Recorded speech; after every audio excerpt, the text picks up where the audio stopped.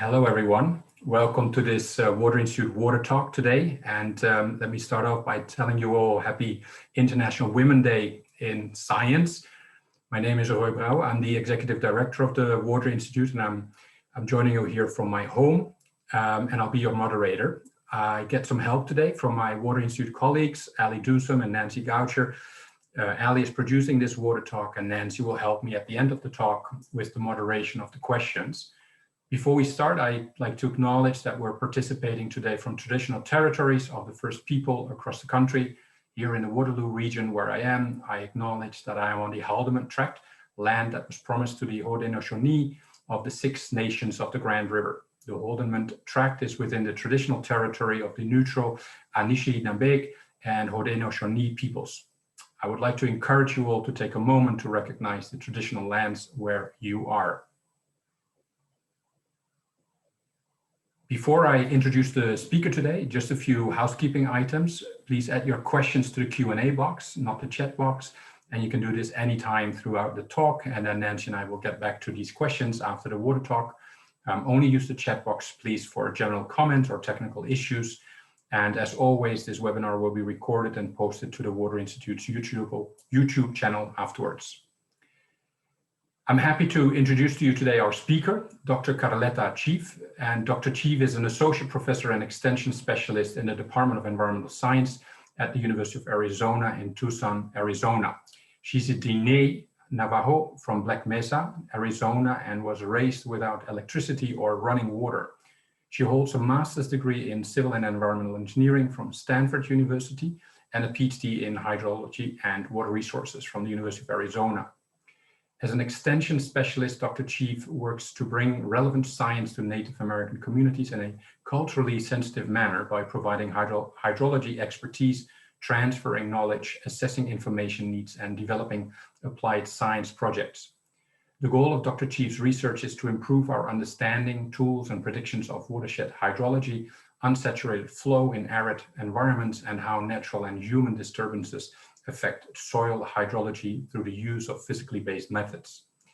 In her research, she also focuses on how indigenous communities will be affected by climate change, and she collaborated in interdisciplinary groups of scientists, including hydrologists, system dynamic modelers, and social scientists to determine how hydrological models can be improved to identify and mitigate the risks to these vulnerable populations. We're very happy to have Dr. Chief here with us today on International Women in Science Day and share her experiences with us, training STEM graduate students to work in indigenous communities to co-solve food, energy, and water security challenges. Dr. Chief, welcome to this Water Talk, and I'm happy to hand over the floor to you. Thank you, Dr. Brouwer, and thank you so much to the Institute for inviting me here to be with you today. And I also want to acknowledge the traditional homelands upon which the University of Arizona sits, which are the territories of the Tana Atam and Paso Yaqui people. Today, I would like to share with you a training program that we have at the University of Arizona called the Indigenous Food, Energy, and Water Security and Sovereignty program that is funded by the National Science Foundation. And what we're doing is we're training graduate students to work with indigenous communities to address and co-design solutions to food, energy, water challenges. So worldwide, there's approximately 370 indigenous peoples that live across 90 countries, and they represent 90% of the cultural diversity while holding 20% of the land that maintains 80% of the world's remaining biodiversity. And oftentimes, the indigenous peoples lack access to energy, water, and food infrastructure. In the United States, 14% of Native American households lack access to electricity, and 35% of dwellings are not connected to central power or potable water. Our primary partner is the Navajo Nation. And on the Navajo Nation, these few insecurities exist as well.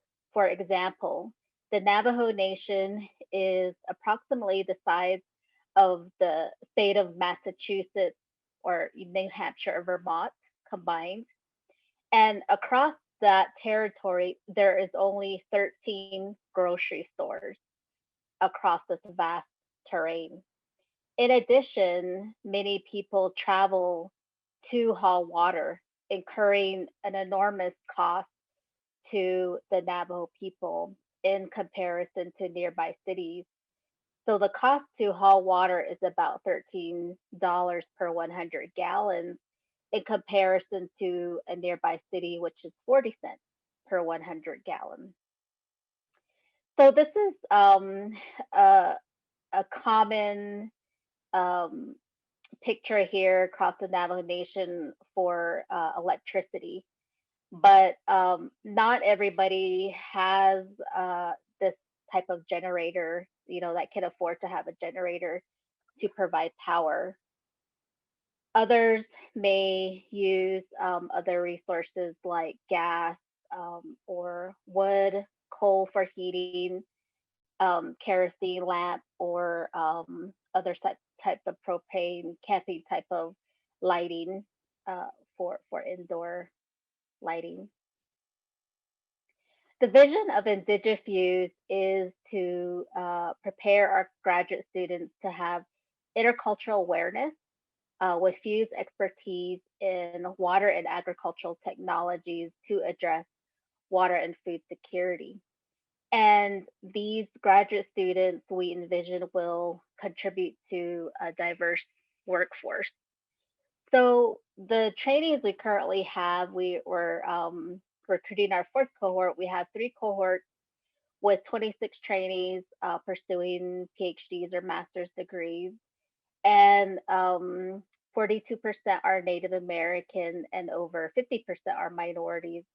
And we have an even split between male and female.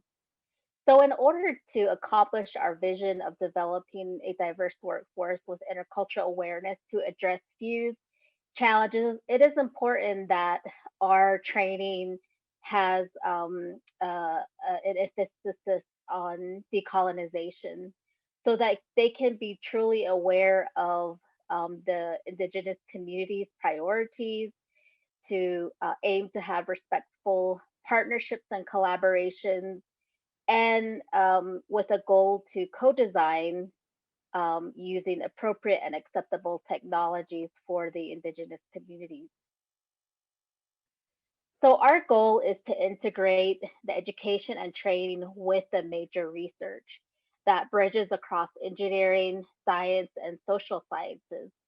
So the foundation of that integration includes providing a coursework with Indigenous cultural and governance. Now, this is very unique for many of our science and engineering students who typically do not have that type of experience to have an opportunity to take a course. I mean, they do have opportunities, but they're not necessarily led that way to take a course in Indigenous studies. So they'll take a course through a minor. We have an aim to ensure that they have the fundamentals in the food, energy, water systems. So we combine the major and minor coursework to do so along with the internship. And then the immersion experience is provided through working with our partner to provide opportunities for teaching and training with our unit operations. And then the research is focused on Fuse with either an aspect of applications of how that research would be important for Indigenous communities on one spectrum, all the way to the other spectrum where the entire thesis or dissertation could be focused on Indigenous communities. So that varies depending on the student's advisor, the protocols that are in place, and the approval process. So our objectives is that we want to train our graduate students to integrate the fundamentals of food, energy, water concepts to co-solve solutions with the community in which they're working, and that requires understanding that community. We want to also provide professional skills and training for the students that will allow them to work with the communities through training and teaching tribal college students. And though that training can also occur with workshops that we provide, interactions with other researchers who may or may not be Indigenous that are working in Indigenous communities, and then to support the pathways of tribal college students to come to the University of Arizona or to any other four-year institution. And then finally to work with the communities that they will own the systems, maintain and operate them for the long term. So our educational pedagogy is interdisciplinary, co-learning, and systems thinking. And what we want to do is really take our engineering and science students out of the traditional discipline educational track that we're all familiar with, such that they are working transdisciplinary, thinking out of the box, co-learning not only with their peers and their faculty advisors, but also with the communities that they work in. To also have a systems thinking approach so that they're considering the linkages to other sectors, other disciplines that are important to consider, and know how to work in a team-based environment, so that they're not learning this until they're out in industry or out in their careers working, but they're doing that in their education at the University of Arizona. So to summarize what those training components are, we of course have the major courses, but we also establish a minor in Indigenous views. We have the professional development, seminars and workshops. We have cultural immersion experiences. All the students focus their transdisciplinary approaches on, at the minimum, on this pilot project that we have with the tribal college. All the students are focusing on Fuse workshops, and then the students have an internship in industry. So we know that not all of our graduate students will go into academia, so it's important that we also prepare them for non-academic career opportunities. So the pilot project is focused around this research theme. Now, not all of our graduate students are doing specific research in this area, but this is a common research theme that we can bring our trainees together to discuss and to train and to work with the communities. So it is the development of off-grid water treatment greenhouse systems that are powered by solar. And then to also have it a sustainable system where the brine coming from the water treatment system can also be used for agricultural purposes, specifically in this greenhouse.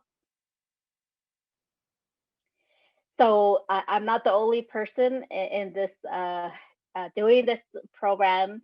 I have a big and a wonderful team that supports me, including an external and internal advisory board.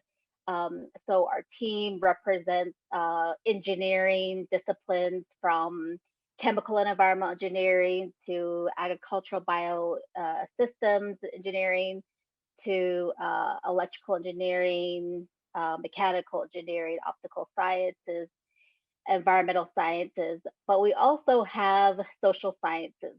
And I want to point that out because that is very unique. We have Dr. Valerie Shirley, who's also Diné, and she does lead our work in decolonizing education and creating place-based materials. Also, Ben Columbi in American Indian Studies, who leads a natural resources track within the American Indian Studies. And then most importantly also is our program coordinator and our outreach coordinator.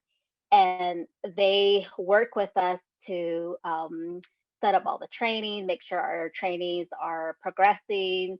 And then the outreach coordinator helps out with a lot of the partnership building and maintaining communication with our tribal partners.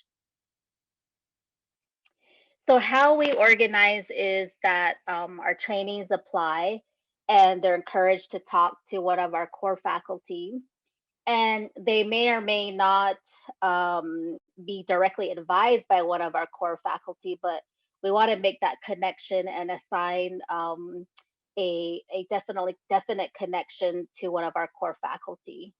But our not all our trainees are advised by one of the core faculty. They could also be advised by somebody outside of our core faculty. Um, so it's a really great, diverse set of trainees across many disciplines. And the senior trainees have opportunities to mentor the junior trainees as they come into our program.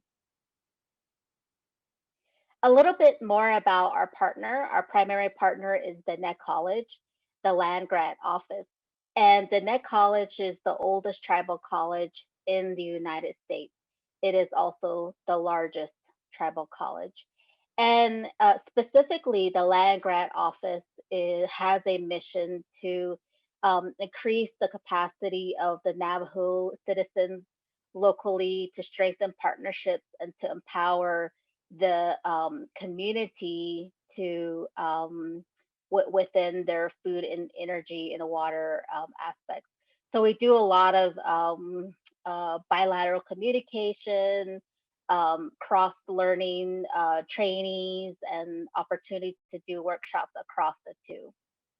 And then in addition, our students also go there and they can do research with the Net College. So our trainees are prepared to work at the Net College to teach tribal college students. So we prep the students and we talk about place-based education. We talk about decolonizing education. We talk about cultural protocols, what it means to go into Indigenous communities. What do you do as a non-Indigenous graduate student? And oftentimes people, when they see the title of our graduate program, they think, oh, your students are all Indigenous, but really, no, the majority of our students are not Indigenous. They may have experience with working in communities, but they definitely do have the passion to want to work with communities and make a difference. So we go and we talk to them one-on-one in group settings, in small groups, about what the cultural protocols are. And not only our team does that, but our partners on the Navajo Nation also advise and train our students about what is appropriate culturally when you go into a community. I like to share recently something that one of our partners said. He said, when you come to the Net College, don't be an American. So I thought that was pretty neat how he put it into a nutshell, because that just shows how different it is going into a tribal community. And so we're currently training our last cohort, more recent cohort, preparing them to go teach this summer, although we don't know if we'll be able to do that right now. But one of our trainees said it nicely. He or she said the best part of being a trainee was going to the Net College and working with the students. I enjoyed every hour of the week at the Net, where we got to get to know the students and teach them about our field. So the students they've developed learning modules in food, energy, and water. For example, for the food, the module is about introduction to a greenhouse, and about how controlled environment agriculture works, about all the aspects of vertical farming and the sensors, and the operation of greenhouses.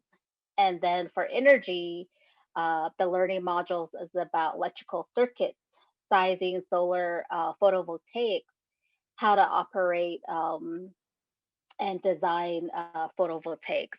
For the water, we focused on the local watershed of Diné College because we actually have a student that did her master's thesis there. And so she turned her thesis into a learning module. And she did water quality testing. She looked at ecological restoration. She looked at springs. She did a very comprehensive watershed assessment. And so that learning module is really important because it really is place-based. The students live there, they go to college there, and so they can see what fuse means within their watershed. And then we focus on the water treatment unit, the solar nano filtration unit, the process of water treatment, water quality, and the operation of that. So in the morning we have the typical lecture style with some interactive dialogue and discussion. And then in the afternoon we move out to outside to do hands-on experience activities, and the students get to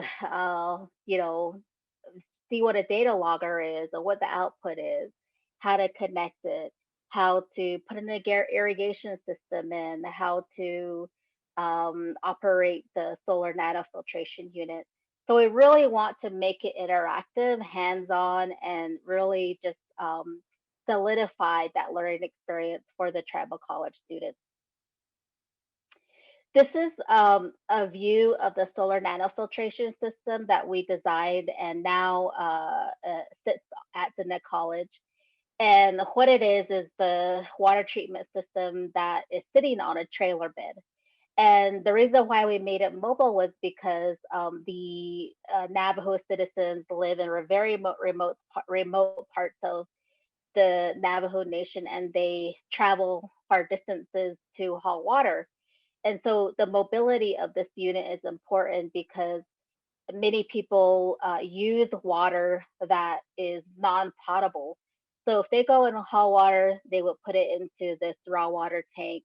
It would go through a series of pre-filters and membranes that are controlled by an electrical system here to control the pressure and the flow rate. And then the treated water ends up here in this freshwater tank. And there's a spigot right here from which one could get a drink of clean, potable water. All of this is powered by solar panels.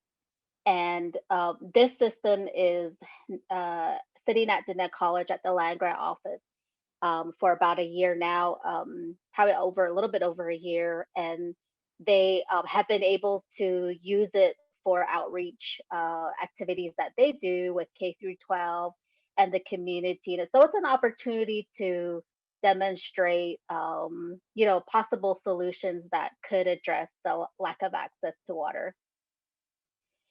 So specifically, these learning modules have 4 components. They have the instructional guide on the topic, so it's all written material, and then a comprehensive PowerPoint lecture to supplement the instructional guide. So the tribal college instructor, they can pick, certain slides that they may want to integrate to an existing course, like say they're teaching environmental science and they're really interested in this aspect of watershed hydrology.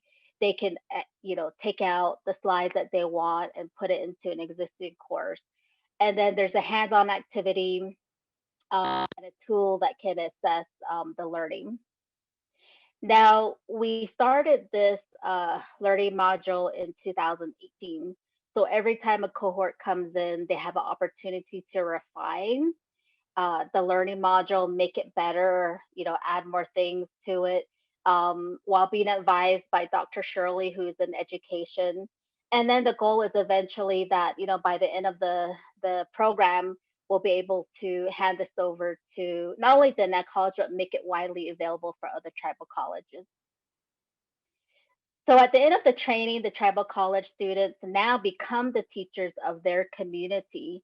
And so these pictures demonstrate an outreach event that happened on the last day, day number 5, where the tribal college students explain how this water treatment system works to the community. And many of the tribal college students learned the Neh language. And so it was really neat because they explained the technical details of how to operate the system in the Navajo language. And then they get a certificate, which is a non-credit, but we encourage them to put it on their resume.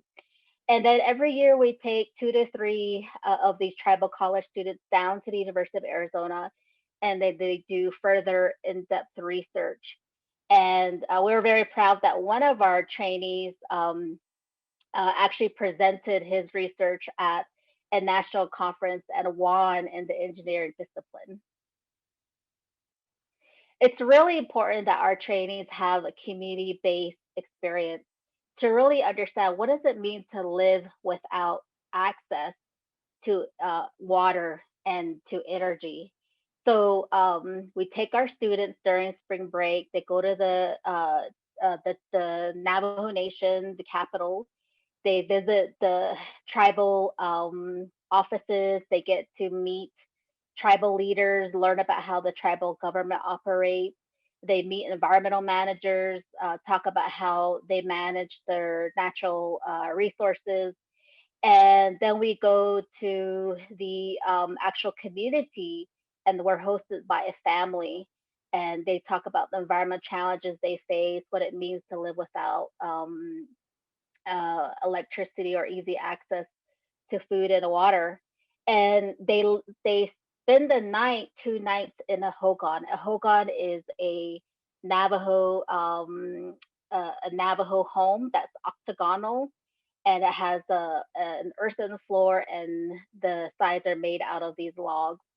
And then they have time to sit in a ceremony like setting where they get to learn from a traditional leader about the worldviews of the Navajo people and what they view their environment in terms of food, energy, water systems. And one trainee said, my experiences visiting the Navajo Nation were eye opening as to the real challenges faced by remote Indigenous communities. The trips up to the Net College were my favorite aspect of the program.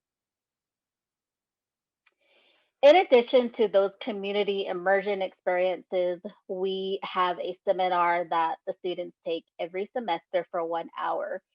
And we do a lot of the training there in terms of professional development, training them to work with Indigenous communities, discussing cultural protocols, looking at case studies, having speakers. And in that seminar, that's where they also work on the fused learning modules.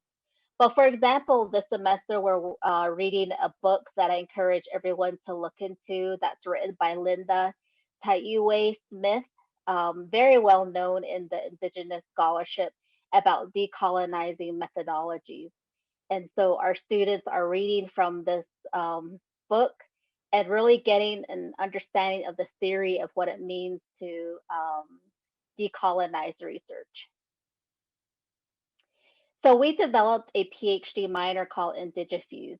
And the IndigiFuse has the systems course in the food, energy, water nexus.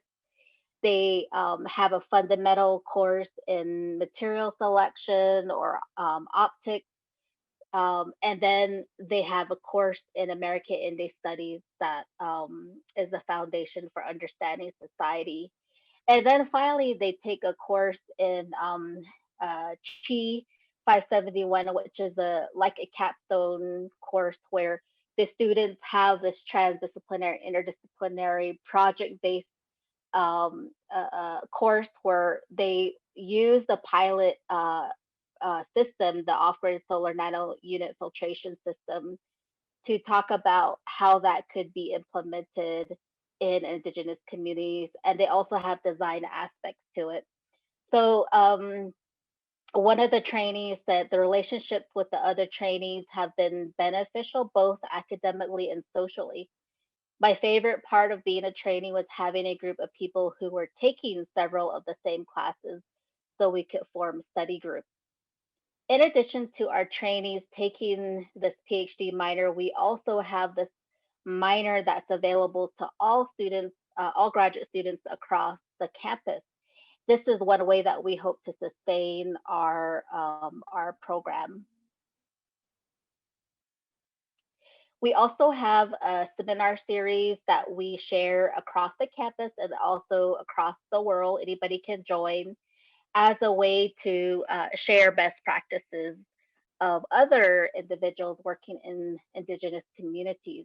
So I invite you to our next seminar series by Dr. Celso Villegas from the Tohono O'odham Nation on February 17th.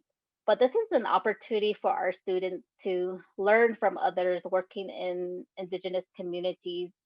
And then after the seminar, the students have a one-on-one conversation with the speaker, and they're able to ask questions about their work. For example, we had a speaker from Canada recently. You may know her, Dr. Kim Talbot, who's very well known internationally on decolonization in STEM. And so I think we had about 200 people attend her seminar, and it was very interesting to hear about her work and just learn from her about decolonizing STEM. And then afterwards, the students were able to be in a safe environment where they could ask questions and not feel intimidated about asking questions in a larger group setting. We also have other workshops, like for example, we're going to have a upcoming workshop on cultural humility. And it's really important for us to have that, especially now with a lot of the recent events with racial tension and civil unrest, to really provide a safe space for people to talk about cultural humility and what that means when you're working with other communities and other peoples. And, and in contrast to cultural competence, which really is an is implying a distinct endpoint, whereas cultural humility is you're constantly wanting to learn, understand your positionality to another person, and recognizing that power imbalances may exist. So I talked earlier about this course that we have. This course, Chief 514, provides an opportunity for our students to really have that cross-disciplinary, transdisciplinary experience. And this year, we're actually going to have a contest where the pilot systems that the students come up with will be evaluated, or there'll be a first place, second place, third place that will be judged by our external and our internal advisory committee. So one of the things that we had to do this past year because of the COVID-19 pandemic was to move all our training online.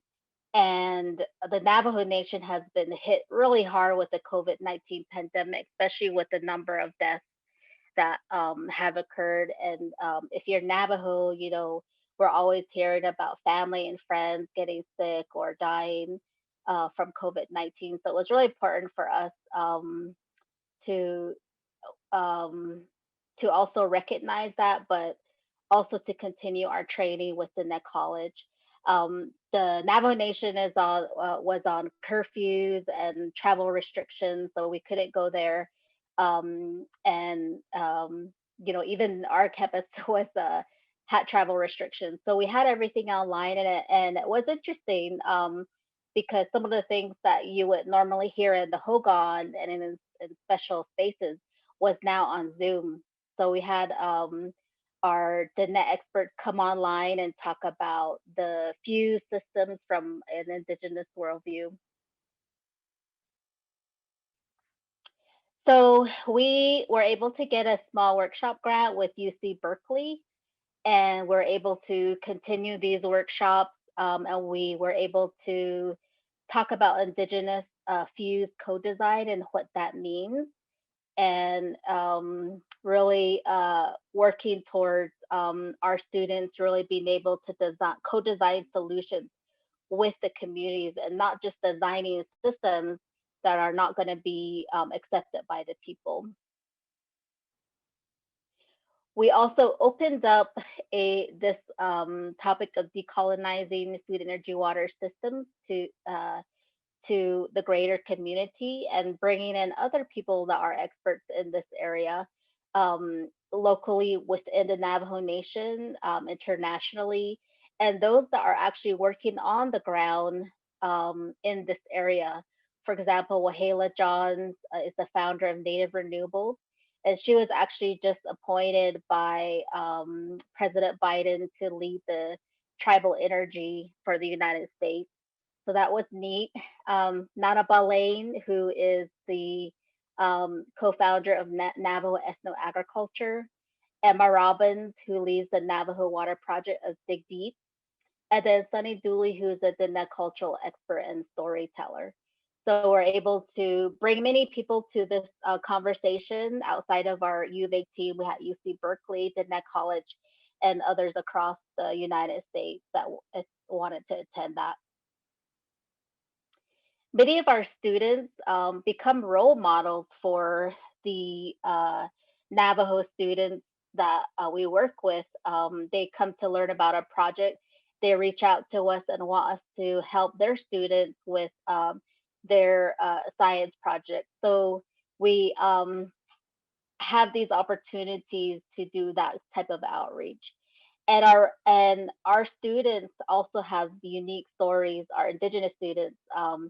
For example, Chris Yazzie, he actually went to Diné College, and he drove 2 to 3 hours to get to Diné College. He lived without electricity or running water. Eventually graduated from there, went to Northern Arizona University, got his bachelor's in environmental engineering, continued on. So now he's a PhD student at our university working on these off-grid systems. So he is a true role model for these Indigenous students. And then Manuelito Chief as well, coming from the Navajo Nation, pursuing his master's in electrical engineering, and has had internships with the Navajo Tribal Utility Authority. So more recently, because of the COVID-19 impact, it has also amplified the food, energy, water insecurities because of the stay-at-home order. And so we had opportunities to present before the tribal council, which they requested, about the off-grid Nano filtration unit because they were interested in possibly funneling the federal care dollars, which is a fund to respond to coronavirus impact, to look into the possibility of piloting these across the Navajo Nation. So we presented before the tribal the tribal council, and that led into more projects and more collaborations. For example, we were asked to join this Navajo Nation Water Access Coordination Group, which is a group consisting of federal, state, nonprofit universities that all want to come together to help the Navajo Nation address the water insecurity during the pandemic. And so we were able to get some small grants to bring our data together, for example, related to water quality, and develop maps that could help the Navajo Nation in their decision making, and also leading to other projects to pilot this system in 3 communities across the Navajo Nation.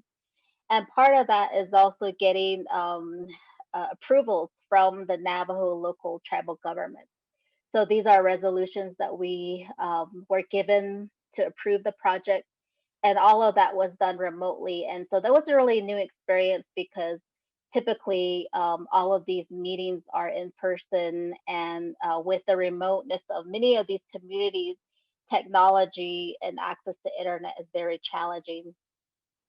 In addition, our greenhouse, led by Dr. Marat Casera, they were able to donate 900 pounds of produce to the Navajo Nation. So currently, we are accepting our new cohort. So our applications are open.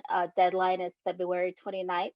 So please visit our website. We have a lot of resources there, including our videos, as well as our publications, examples of some of the work our trainees are doing. And I would really appreciate if you could share that with students who may be interested.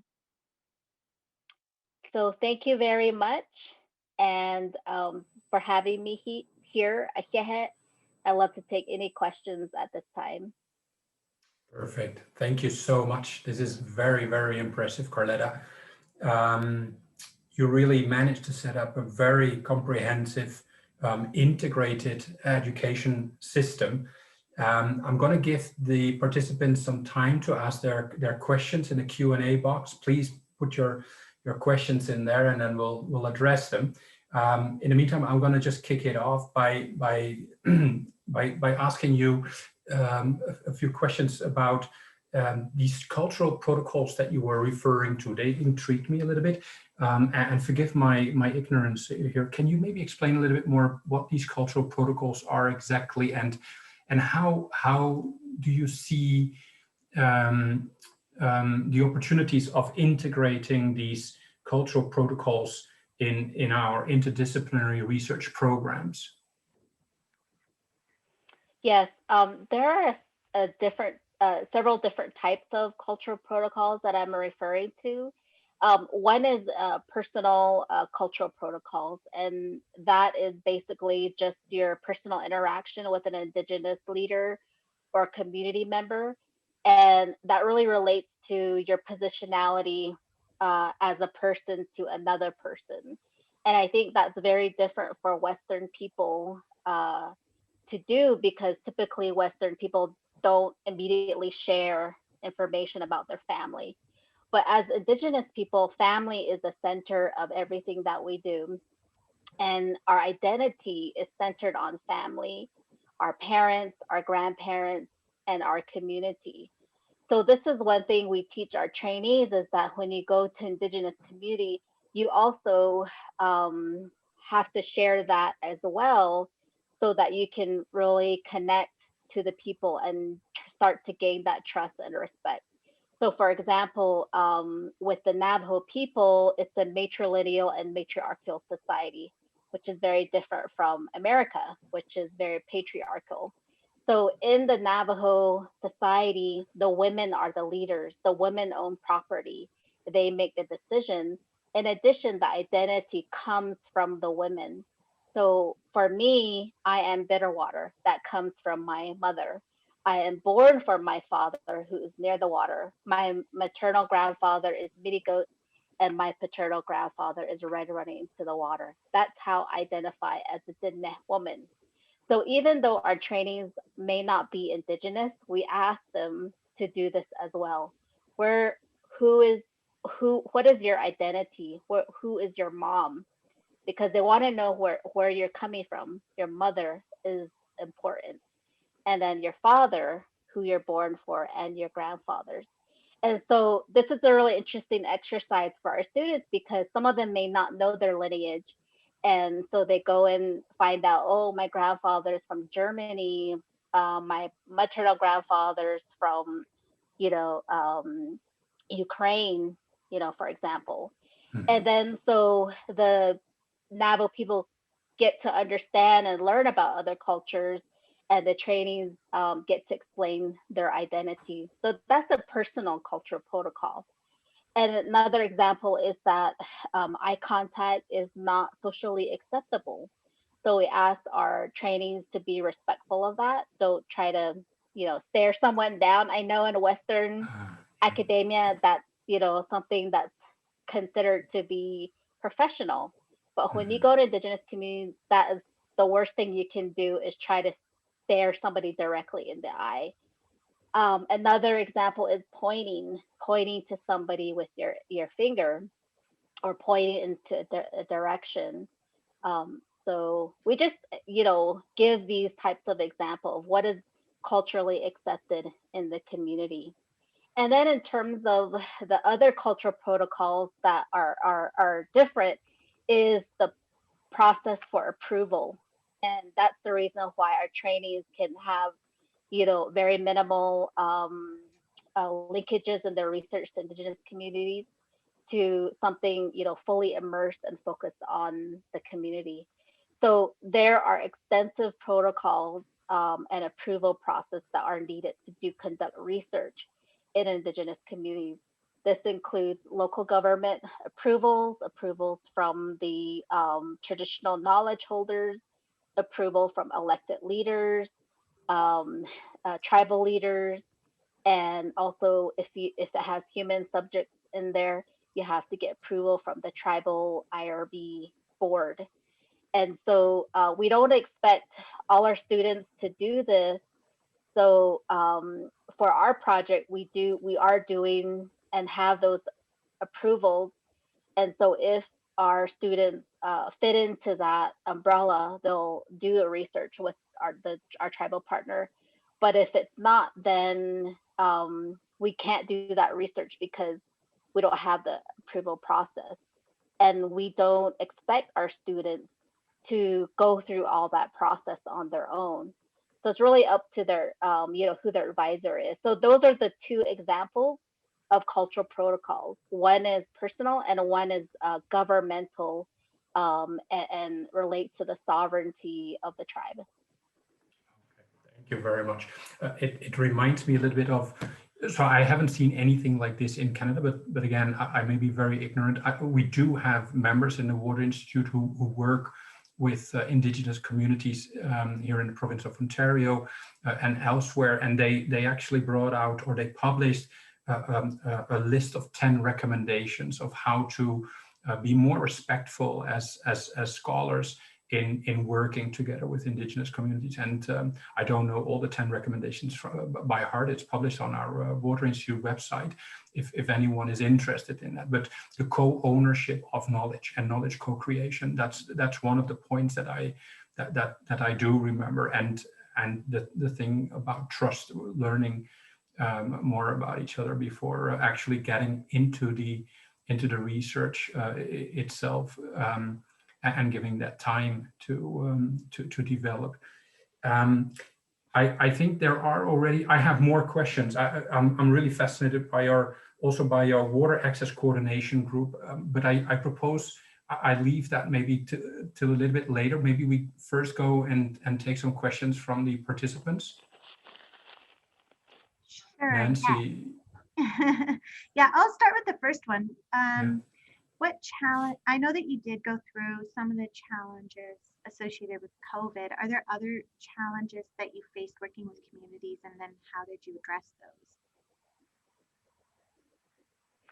Yes, I think the biggest challenge was the training and being able to continue with the training because all of this is really hands-on.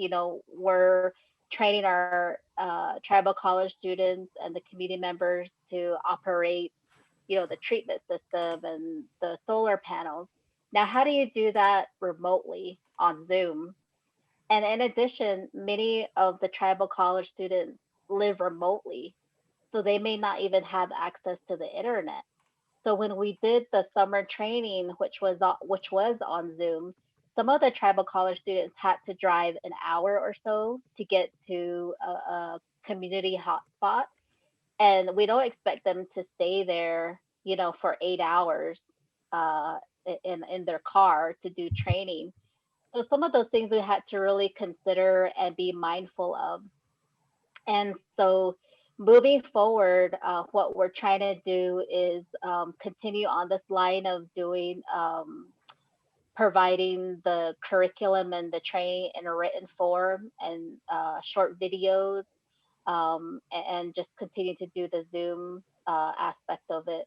But nothing is more effective than the in person. So I think we're looking forward to supplementing a lot of that training with the in person, and our students have our trainees currently are their training experience is very different because most of our training was really in person, getting into the community, and now they haven't been able to do that because of COVID-19. So what we have had them doing is more of the one-on-one conversations with our Indigenous partners, interviewing them and writing profiles on them, and then writing outreach materials, extension bulletins on a topic. Like, for example, two of our training groups are working on developing extension bulletins on water chlorination. What is water chlorination?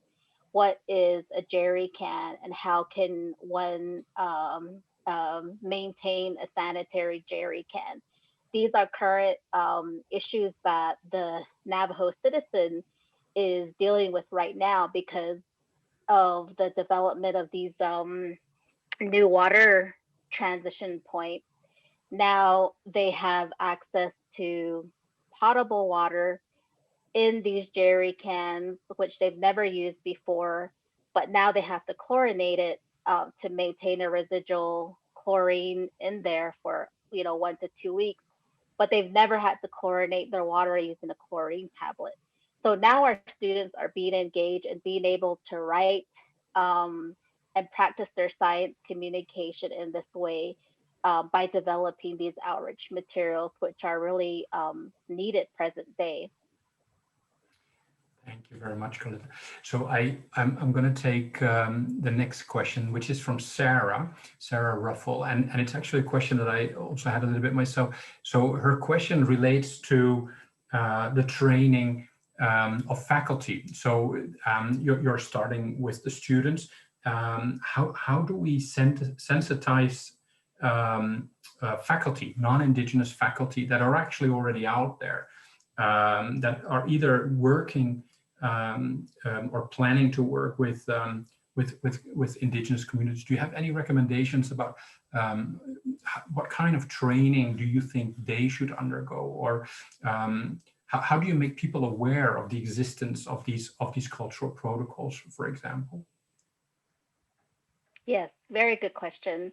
I think this is a systemic challenge that we face across academia, across the world. We have a history of non-ethical research with Indigenous communities, pushing of Western approaches, and also helicopter research. And so we really need training of faculty to discourage these, historic practices where we want to shift toward community-based, community-driven research and partnerships. And the way that I recommend this to happen is find a mentor, find an Indigenous mentor that can assist you and is willing to train you on how to work with an Indigenous community, and then work to build that trust with a community by by visiting the communities, through your mentor, finding avenues to be invited to the community, and really starting to understand the community, who they are, what their challenges are, what are their concerns, being of service to them through educational opportunities. One of the ways that I've been able to do that is to go to tribal colleges and to do guest lectures. So tribal colleges often have these opportunities where they want faculty to come out and share their research, to provide education. So there's a lot of service opportunities within the community, within national organizations like the American Indian Science and Engineering Society, which I know has members from Canada, First Nations. So going to these conferences, just getting to know the community, getting an understanding of what it means to work with Indigenous communities. So there are resources out there to do this type of training. Unfortunately, they're not often institutionalized within our universities. Um, at our university, University of Arizona, it is institutionalized. So whenever a grant it goes through the university system that involves a Native American community, you have to have tribal approval. So they'll look to see if you have tribal resolution, tribal letters, because when you're filling out the routing form, it has a checkbox. Is your research with a Native American community, yes or no? And then if it checks yes, then it goes to the Native American Technical Office to see that if it abides by the Arizona Board of Regents tribal consultation policy, which is a statewide tribal consultation rule that all universities have to go through. And so we do have that in place. And then within our university, we have trainings offered by the Research Institute, RII, where universities get, university researchers have to get training in working research in how to do research with an Indigenous community. So that's a requirement that is offered training that's offered every semester at our university.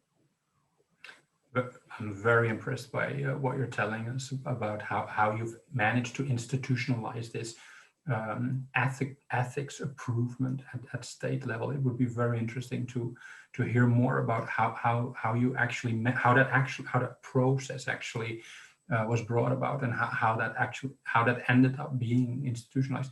I think we have 2 more minutes. Maybe Nancy, one more question from the Q&A box. Sure. Yeah. I mean, there's a lot of really great questions, and people are very impressed with your talk and what they've heard. So some might be following up with you, but maybe this is a quick one, maybe that we can answer in the last couple of minutes. Do you have a relationship with United Nations Sustainable Development Goals? Is there a connection to that kind of international effort? Very good question. I do not have a direct connection to the United Nations. However, we do invite the rapporteur to come to our university and do hearings on a regular basis. For example, I think next week we're having the rapporteur come and talk to our university community. Actually, one of our partners, Janine Yazi from Sixth World Solution, is a designated Indigenous representative to the United Nations. So through her, we are able to have that communication and that collaboration of what we're doing. And she lets us know what the priorities are from the UN Indigenous working group. And so we're fortunate to have that connection in that way because of one of our partners. Thank you very much, Karletta. I'm afraid we'll have to leave it at this. Sandra and Adriana, you have very good questions. I'm very sorry we won't be able to address them anymore in this session. Thank you all for participating. Thank you, Dr. Chief, for this amazing presentation. Very insightful.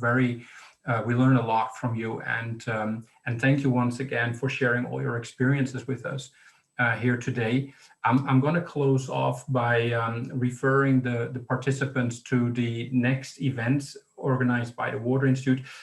In less than 2 weeks' time, we have a session organized by Nancy, who is here with us. Her water leadership series will focus on practical tips for communicating your research. That will be on Tuesday, the 23rd of February. Please go to the Water Institute website to register for that event. And then in around 3 weeks' time, we will have the next WaterTalk. We'll have Professor Robert Bailey with us from the Ontario Tech University Faculty of Science. He will talk about the improvement of predictions of baseline conditions in bioassessments of freshwater ecosystems. Thank you all once again for participating. We hope to see you all again soon. Stay healthy and safe, and enjoy the rest of your international Women's Day in Science. Thank you all very, very much.